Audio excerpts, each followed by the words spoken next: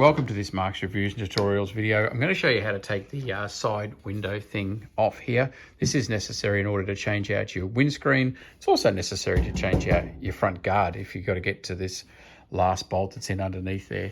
The important thing you need to know when getting this off is to be able to have a look at that clip. You can see it is actually a slide. You don't just wiggle it. There's another YouTube video on here saying just wiggle it. That's not the case.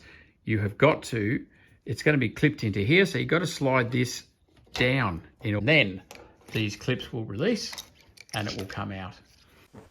Except the clip down the very bottom.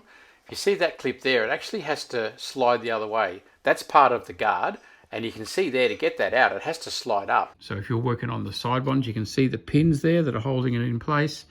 You've got to slide it down and then you'll be able to pull it out, not straight up.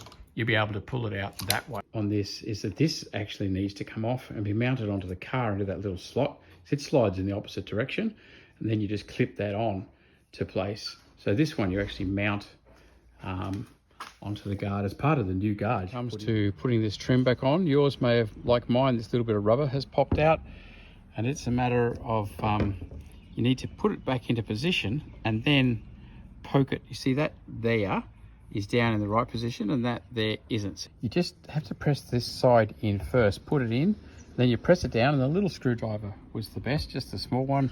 Press it down on the side, it goes into place, and then you press it down on top. See, that's all gone back perfect. Now, back in place, and that matters because that'll stop the wind noise if you're getting any random wind noise or anything like that. So that's now back in place, and we're ready to fit it back on using these sliders. The trim is back on and looking beautiful. Definitely the trick is get it on and then slide it up, and it just goes into position and sits where it needs to be. So that's now spot on. If you do have any broken clips, you can put a bit of silicone in there and put it up. If you've got a lot of broken clips, replace them. If you've got just one or something like that, you can probably make do with a bit of silicone. As you put silicone on the clip, and then when you clip it in, the whole thing will set in place. Be a bugger to get off next time around, but it'll get you through this time.